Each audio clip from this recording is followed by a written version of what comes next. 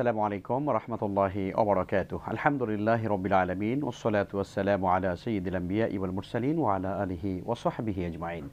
সুপ্রিয় দর্শক শ্রোতা, কাছে কিংবা দূরে, বিশ্বজুড়ে এই মুহূর্তে যে যেখান থেকে দেখছেন বাংলা ভিশন আপনাদের সবাইকে সাদর আমন্ত্রণ জানাচ্ছি। প্রিয় দর্শক শ্রোতা, আপনারা দেখছেন প্রাত্যহিক জীবন ইসলাম জিজ্ঞাসা ও জবাবের আজকের সরাসরি পর্ব।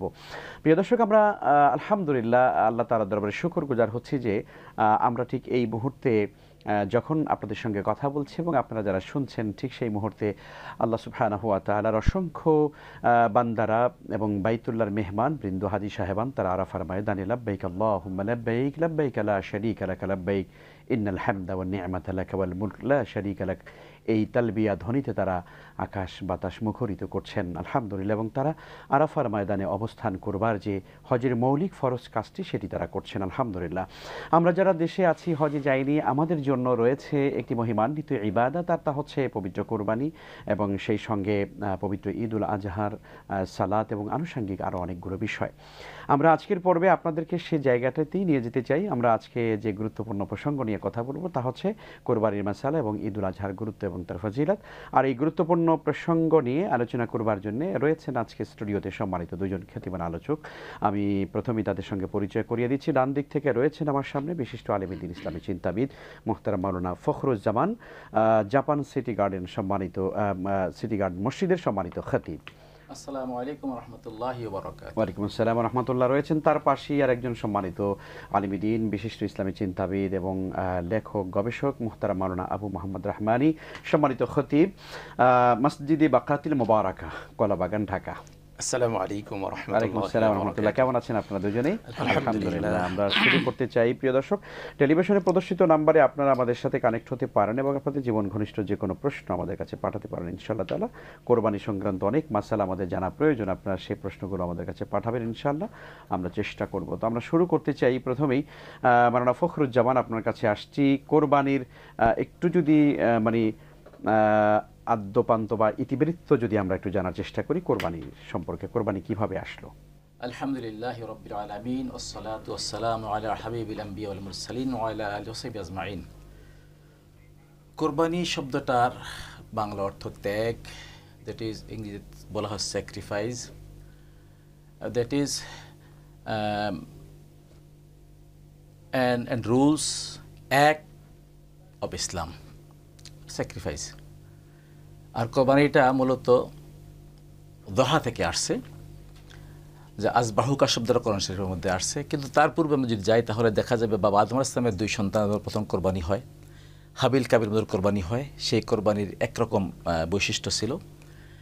আমরা যদি আজকে শরীয়তে যে কোরবানিটা আমরা করতেছি এর ইতিহাস দেখতে গেলে ইব্রাহিম ইসলাম এবং ইসমাইল ইসলামের উপর উভয় সম্পর্কে আমরা কথা বলতে গেলে দেখবো যে ইতিহাসটা আল্লাহ পাক কোরআন শরীফে কীভাবে বলেছেন।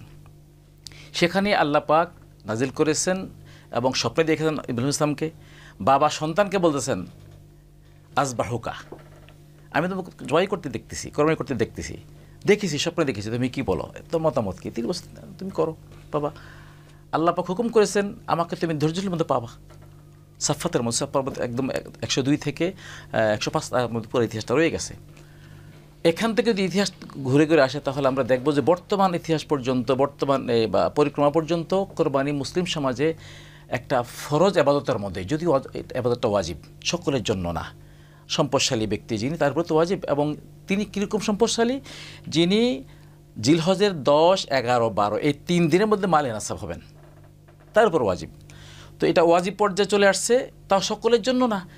মুসলিম সমাজে কোরবানির গুরুত্ব ফজিলত অনেক, কিন্তু ইতিহাসটা এমন যে এক সমাজে 10 জন মুসলিম যদি থাকেন তাহলে 8 জন সম্পদশালী নন, 2 জন সম্পদশালী, 2 জন প্রতি ওয়াজিব, বাকি 8 জন প্রতি ওয়াজিব না। অতএব এটা নামাজের মতো ফরজ নয়। নামাজ যেমন সকলের প্রতি ফরজ, এটা সকলের প্রতি ফরজ না। এটা ফরজ হওয়ার জন্য মাল থাকা শর্ত, ওয়াজিব হওয়ার জন্য মাল থাকা শর্ত, বালেগ হওয়া শর্ত এবং আকলমান্দ হওয়া শর্ত, সে মুসলিম নারী হোক আর পুরুষ হোক। তাহলে ইতিহাসটা যদি এরকম হয় যে আমরা কী জন্য করব? চতুষ্পদ জন্তু, চতুষ্পদ পশু, যে পশু হালাল পশু, হালাল পশু হরিণ, বাট হরিণ কিন্তু কোরবানি করা জায়েজ নয়, নিষেধাজ্ঞা আছে। হালাল পশু আরও অনেক আছে, মোরগ মুরগি হালাল পশু, কিন্তু পাখির আওতায় পড়ে। অতএব ওই দিনটা কোরবানি করা জায়েজ নয় বা কোরবানি করা আদায় হবে না। চতুষ্পদ বলতে এখানে আমরা গাভী ধরতে পারি বা গরু ধরতে পারি, গাভী বা গরু শ্রেণীর সব, ভেড়া বকরি ধরতে পারি, দুম্বা ধরতে পারি, ওট ধরতে পারি, মহিষ ধরতে পারি। এক্ষেত্রে ভেড়া বকরি বা ছাগলের একরকম হিসাব, যত বড়ই হোক, সেটা যদি 10-20 লাখ টাকার দামের ছাগলও হোক, 1 ভাগ থেকে একটাই হবে। অথচ দেখুন অল্প দামের গরু যদি সেটা 2টা দাঁত বা 2 বছর অতিবাহিত হয়, তাহলে 7 জনের পক্ষ থেকে 7 ভাগ থেকে দেওয়া যাবে। আবার যদি সেটা ওট হয় 7 ভাগ থেকে দেওয়া যাবে, মহিষও 7 ভাগ থেকে দেওয়া যাবে। ওট মহিষ, ওটের মধ্যে 5 বছর হওয়া শর্ত। অনেক ধন্যবাদ আপনাকে। আসছি মোহতারাম মাওলানা আবু মোহাম্মদ রাহমানী আপনার কাছে। আপনি যদি একটু বলতেন যে আমরা যে কোরবানিটা এখন করছি, এটি আসলে মানে সাইয়েদনা হযরত ইব্রাহিম আলাইহিস সালাতু ওয়াস সালামের শরিয়াত থেকেই মূলত বিষয়টি উৎসারিত হয়েছে, যদি সেই স্মৃতিটা একটু যদি আমাদের সামনে, দর্শকদের সামনে বলতেন। আলহামদুলিল্লাহ ওয়াহদা ওয়াসসালাতু ওয়াসসালামু আলা রাসূলিল্লাহ ওয়া বা'দ। ধন্যবাদ বাংলা ভিশনকে এবং আজকের যিনি উপস্থাপনা করছেন, আমার সাথে সহ আলোচক যিনি আছেন এবং দর্শক মণ্ডলী ইতিমধ্যে যারা আমাদের সাথে যুক্ত হয়েছেন, সবাইকে ধন্যবাদ জ্ঞাপন করছি। অনেক চমৎকার একটি বিষয়ের অবতারণা করেছেন। আসলে কোরবানি তো প্রতি বছর আমাদের মাঝে ফিরে আসার ইব্রাহিম আলাইহিস সালাতু ওয়াস সালামের সেই স্মৃতি আমাদেরকে স্মরণ করিয়ে দেয়, আমরা স্মৃতিচারণ করি। ইব্রাহিম আলাইহিস সালাতু ওয়াস সালাম যেভাবে তার কলিজার টুকরো ইসমাইল আলাইহিস সালাতু ওয়াস সালামকে আল্লাহর সন্তুষ্টি অর্জনের জন্য, আসলে মূলত এটা ছিল একটা পরীক্ষা। আল্লাহ সুবহানাহু ওয়া তাআলার আদৌ এটা উদ্দেশ্য ছিল না যে কলিজার টুকরো সন্তানকে তিনি জবাই করবেন, কোরবানি করবেন। মূলত তিনি দেখতে চেয়েছিলেন ইব্রাহিম আলাইহিস সালাতু ওয়াস সালাম আল্লাহর ভালোবাসাকে প্রায়োরিটি দেন কিনা, আল্লাহর হুকুমকে তিনি কতটা প্রায়োরিটি দেন নিজের কলিজার টুকরো সন্তানের উপরে, সেটাই তিনি পরীক্ষা নিতে চেয়েছেন। এবং একেবারে গোল্ডেন এ প্লাস পেয়েছিলেন ইব্রাহিম আলাইহিস সালাতু ওয়াস সালাম। তিনি কলিজার টুকরো সন্তানের উপরে ছুরি চালিয়ে দিয়েছিলেন।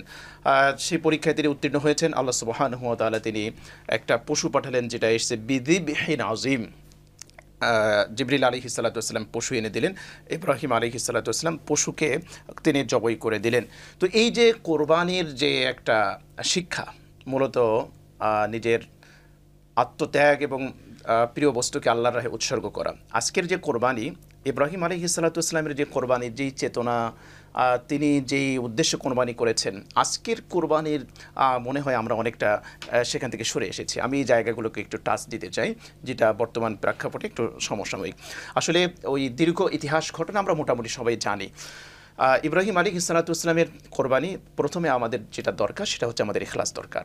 আজকের যুগের কোরবানি যদি আমরা দেখি, সত্যি মনে হয় যে এখানে আমাদের ইখলাসের অনেক ঘাটতি আছে।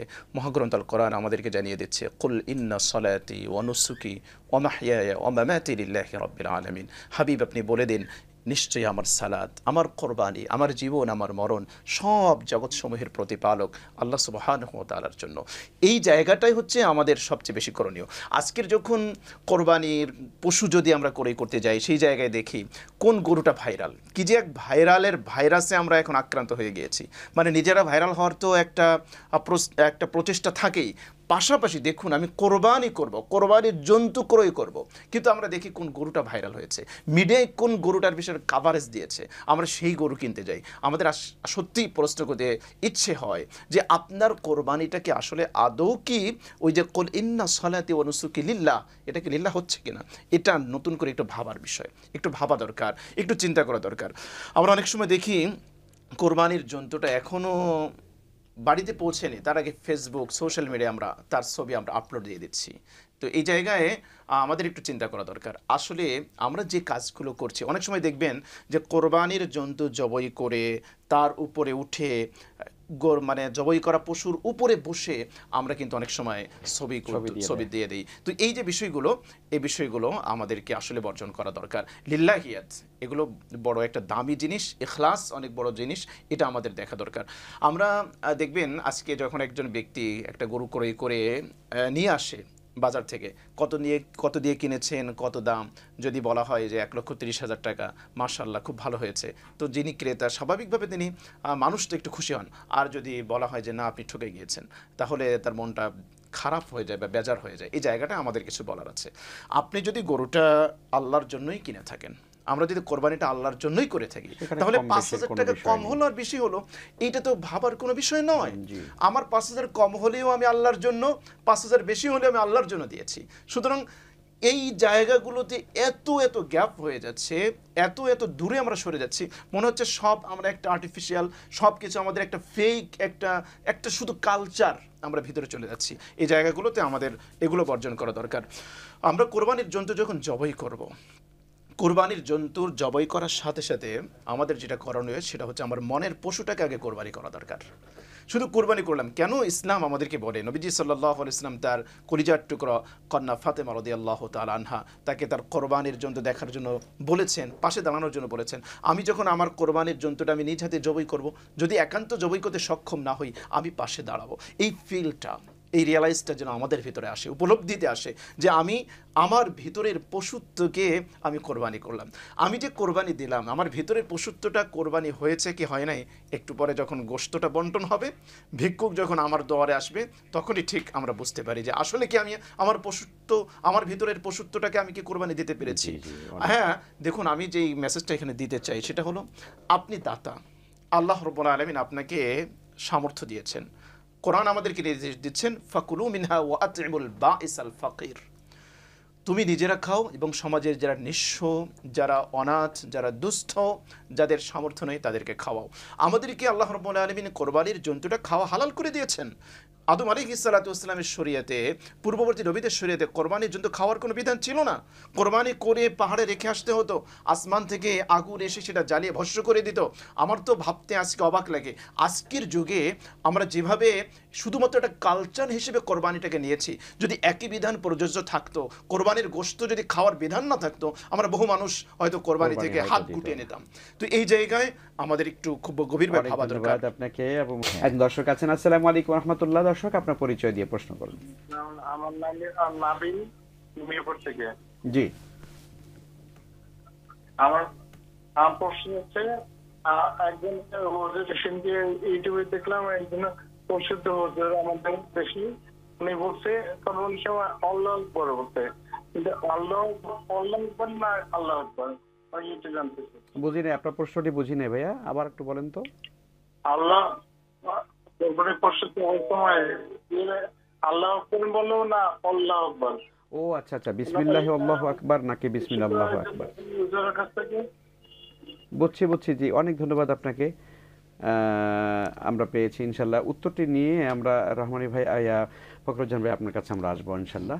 উত্তরটি যদি একটু আমার রহমান ভাই আপনি দিতেন, মানে ওই যে বিসমিল্লাহি আল্লাহু আকবার, বিসমিল্লাহি আল্লাহু জি আকবার। শায়েখ, এখানে মূলত হচ্ছে বিসমিল্লাহি আল্লাহু আকবার।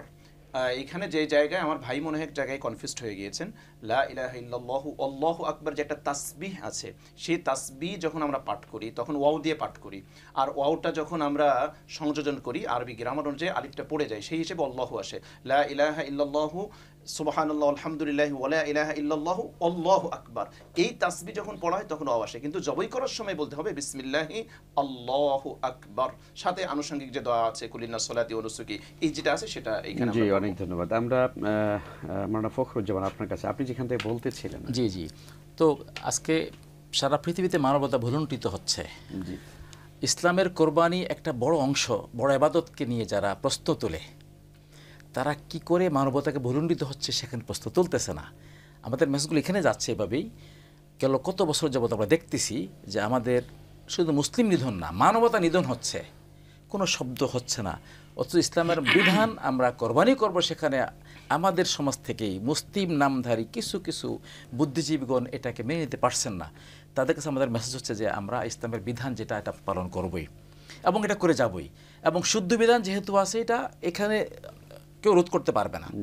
মুসলিমদের কাছে মেসেজ হচ্ছে যে আপনারা যত কথাই আপনারা শুনুন না কেন, আপনারা ইসলামের এই বিধানকে কখনো এড়িয়ে যাবেন না। বিধান বিধানই, এটাকে আমরা রেকটিফাই কীভাবে করব, ওই ধরনের লোকের কাছ থেকে আমাদের এই কথাগুলি তুলে আনবো এবং তাদেরকে আমরা জবাব দেবো কোরআন সুন্নাহ মোতাবেক, যে তোমরা আজকে আমাদের পশু জবাইয়ের ক্ষেত্রে এটা বলতেছো। হ্যাঁ, শরীয়তে পশু জবাইয়ের ক্ষেত্রে বলতেছে যে আপনি যে সমাজে জবাই করবেন সমাজটা পরিচ্ছন্ন যেন থাকে, পরিবারের জন্য ঠিক থাকে, রোগ জীবনের জন্য না ছড়ায়, এটা আমরা বলি।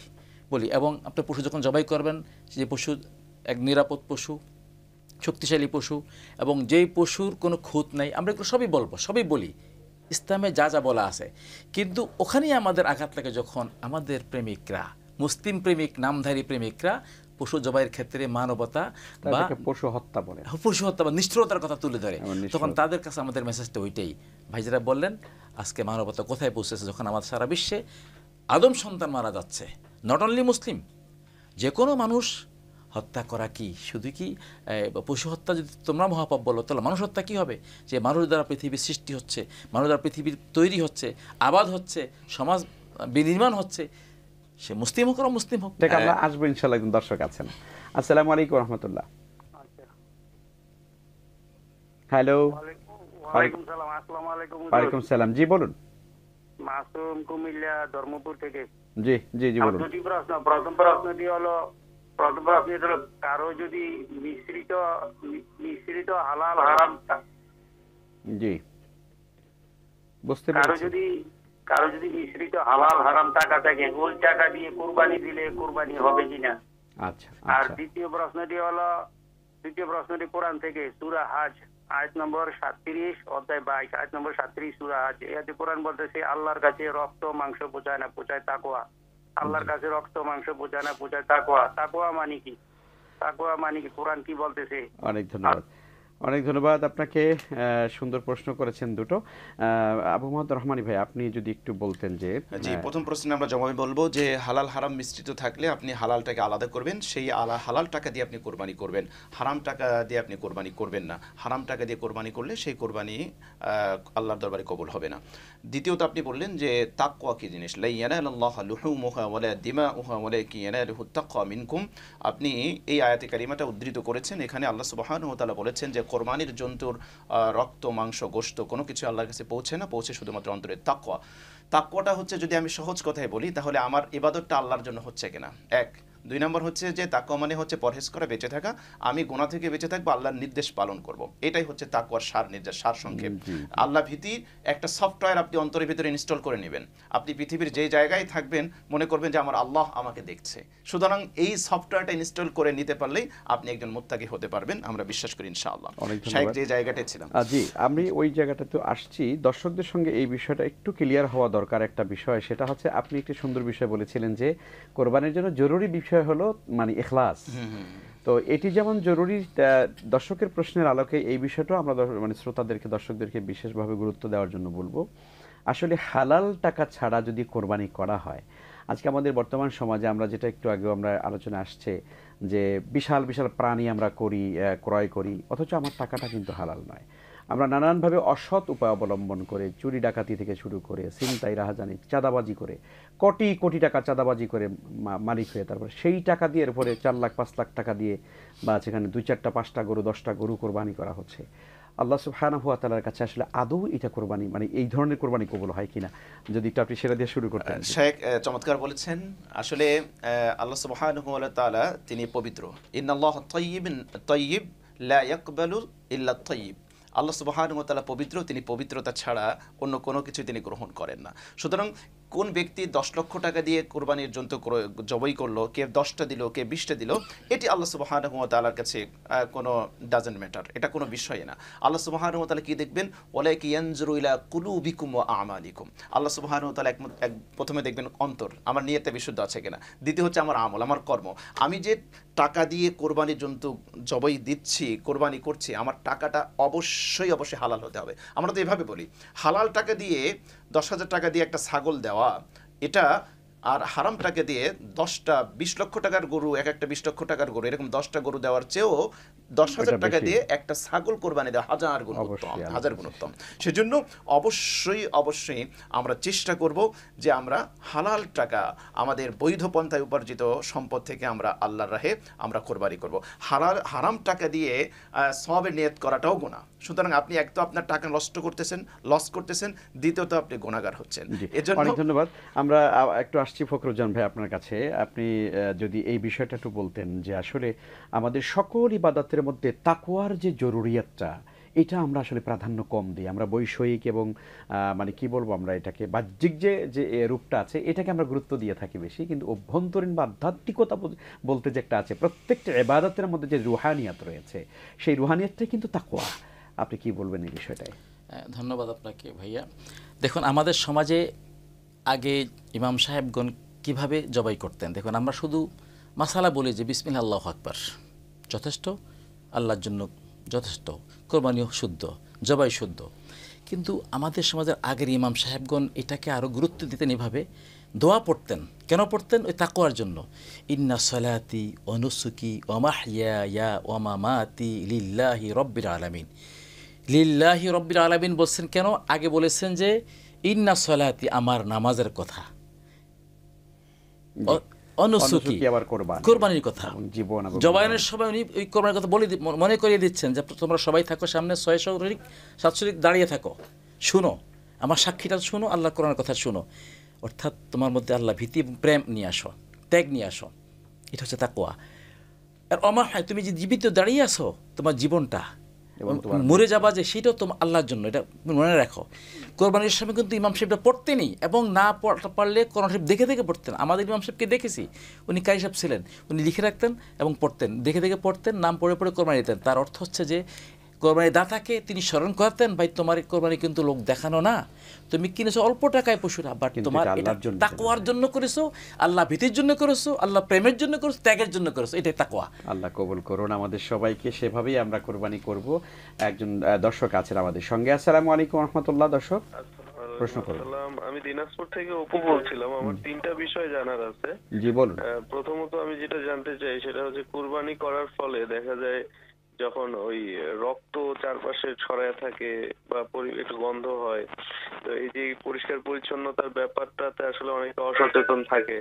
হ্যাঁ, ওই রক্ত অনেকদিন পড়ে থাকে। তো এই বিষয়টা নিয়ে আসলে ইসলাম কি বলে এবং কি করণীয় এটা জানতে চাই।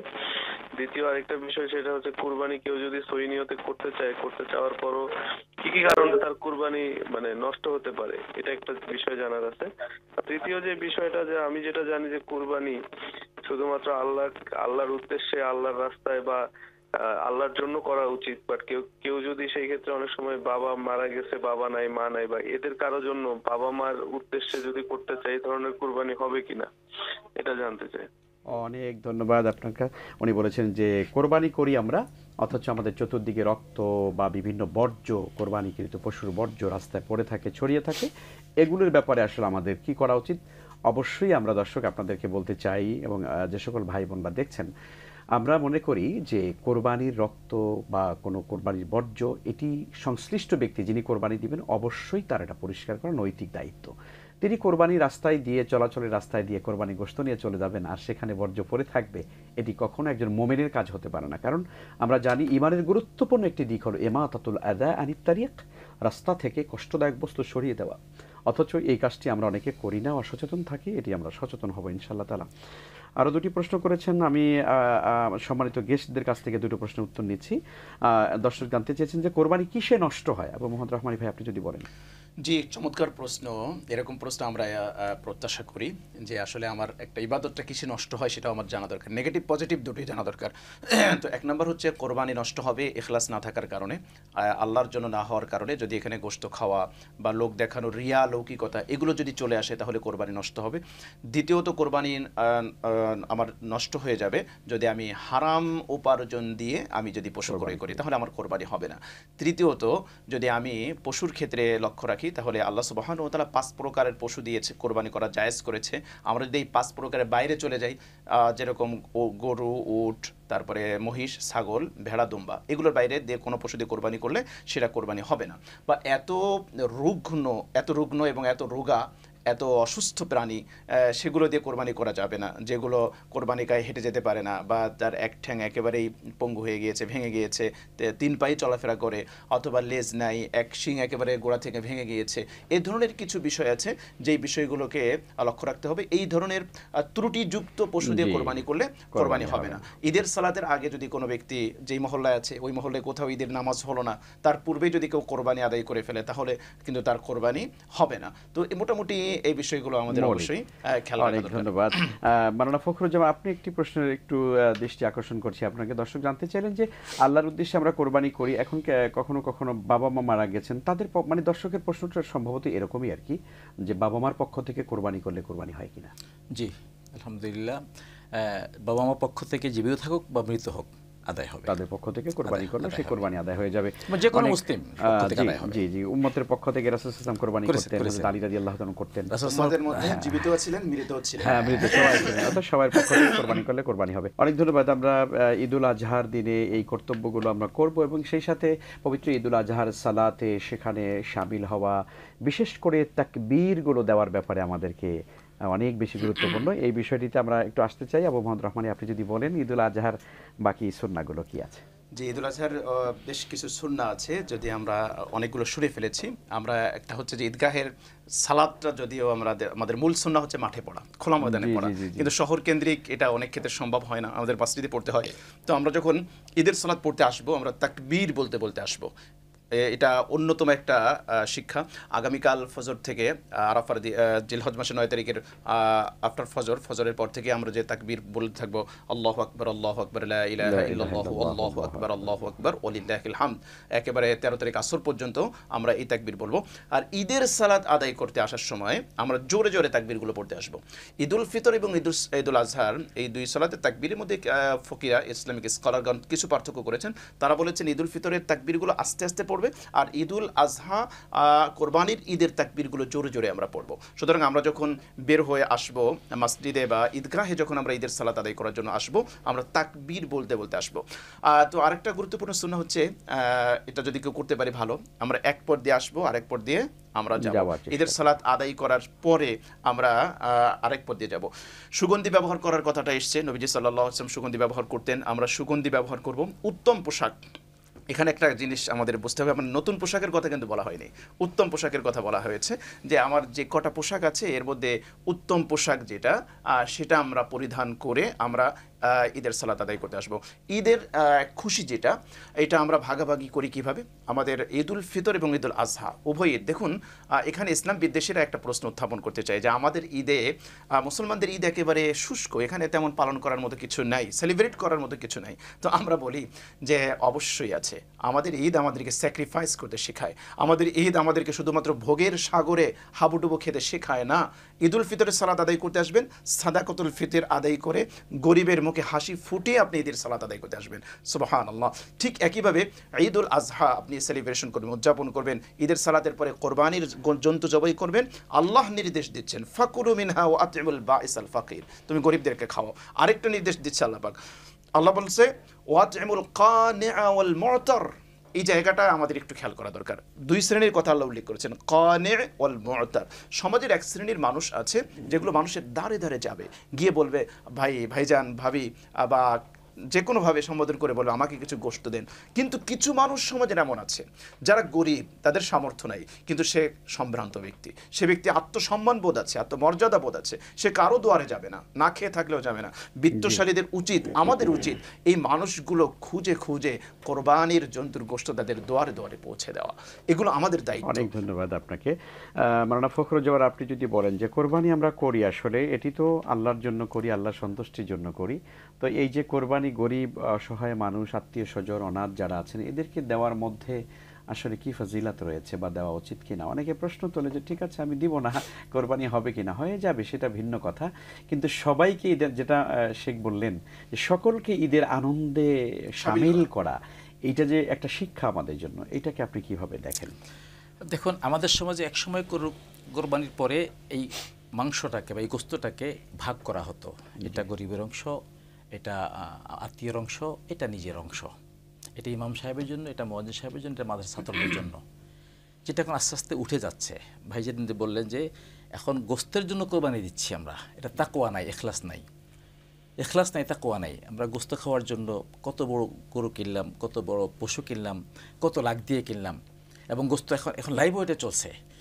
একসময় লাইভ ওয়েট, একসময় গরু কিনতে গিয়ে, পশু কিনতে গিয়ে কোনো ভাই কত কেজি গোস্ত হবে এটা বলা যেত না, এটা বলা মারাত্মক অপরাধ। কারণ কোরবানির পশু যা আছে তুমি দেখে শুনে কেনো, যখনই ওজনে যাবে তখন বাজারের মাংস কিনা আর এটা কিনা এক সমান হয়ে গেল।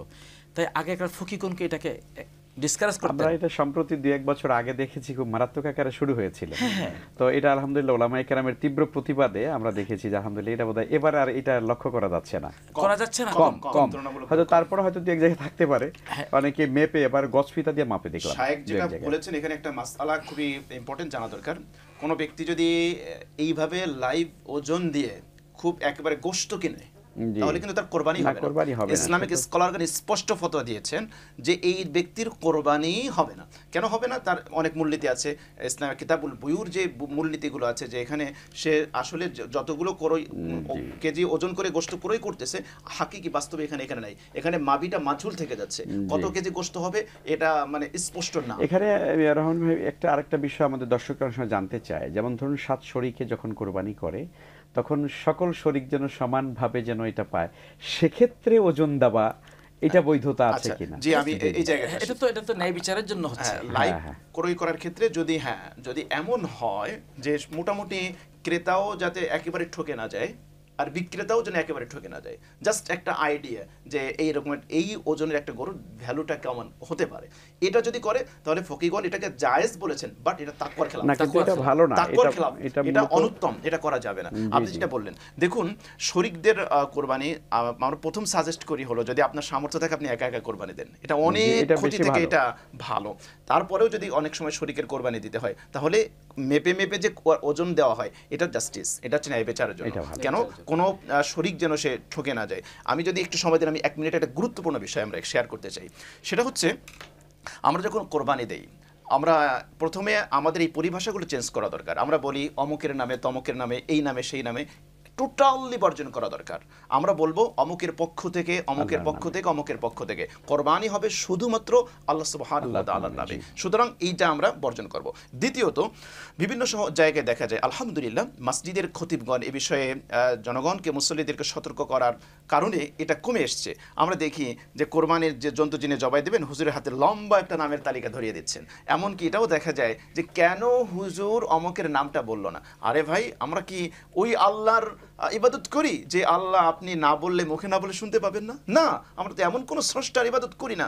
আপনি যখনই কোরবানির জন্তু ক্রয় করেছেন এটা আল্লাহর কাছে পৌঁছে গিয়েছে, আল্লাহ সুবহানাহু ওয়া তাআলা জেনে ফেলেছেন। সুতরাং এই যে অতিরিক্ত মানে অনর্থক একটা কাজ, আপনি নামের একটা ফিরিস্তি ধরিয়ে দিলেন আর উনি পড়তে থাকলো অমক অমক অমক অমক অমক, এরপরে যদি জবাই করে দেয় বিসমিল্লাহি আল্লাহু আকবার বলতে সুযোগ পেল না, তারপরে যে মাসনুন দোয়াগুলো আছে সেগুলো বলতে সময় পাচ্ছে না। কাজেই আমরা যারা কোরবানি দিব, আমরা কখনোই যেন এই অনর্থক কাজের পিছনে পড়ে মূল কাজ ছুটে যাওয়ার একটা সম্ভাবনা আমরা তৈরি করতে চাই না। যদি আমাকে 10 সেকেন্ড সময় দেন, আমি একটা শেষ করতে হবে ইনশাআল্লাহ। 10 সেকেন্ড। আমি দর্শকদেরকে বলবো যারা কোরবানি করবেন, যারা কসাই আছে, অনেক সময় যেন জবাই করার পরে স্পাইনাল কর্ড যেটা আছে এটাকে খোঁচা মারে সময় বাঁচানোর জন্য। এটা কিন্তু গরুর মস্তিষ্ক থেকে মেরুরজ্জটা আলাদা হয়ে যায়, তো গরু কিন্তু মৃত্যুবরণ হয়ে যেতে পারে, হার্ট অ্যাটাক হয়ে যেতে পারে।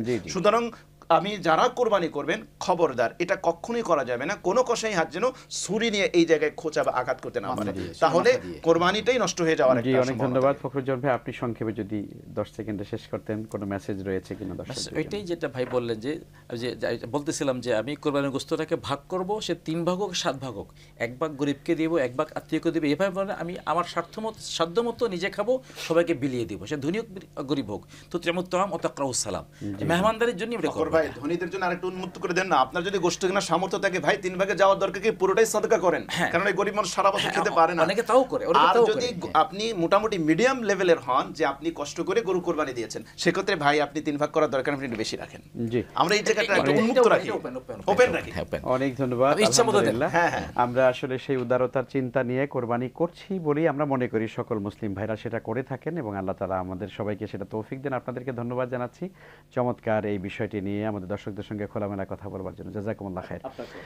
প্রিয় দর্শক শ্রোতা, শেষ করতে হচ্ছে আমাদের আজকের আয়োজন। আলহামদুলিল্লাহ, আমরা পবিত্র কোরবানির মাসাইল নিয়ে কথা বলেছি, ঈদুল আজহার করণীয় নিয়ে কথা বলেছি, এবং সর্বোপরি আসলে জিলহজ মাস চলছে, পবিত্র বাইতুল্লাহ এবং হাজী সাহেবান তারা এই মুহূর্তে তারা আরাফায় রয়েছেন, এবং সেখান থেকে তারা মুজদালিফা হয়ে মিনাতে তারা যাবেন, সেখান থেকে তারা পবিত্র কাবা শরীফে যাবেন। এভাবে করে হজের কার্যক্রমগুলো একদিকে যেমন চলছে, অন্যদিকে আমরাও যারা বাংলাদেশে রয়েছি, নিজ দেশে আছি, আমরা কোরবানির ইনশাআল্লাহ তাআলা বিধানটি আমরা পালন করব, ঈদুল আজহা আমরা উদযাপন করব।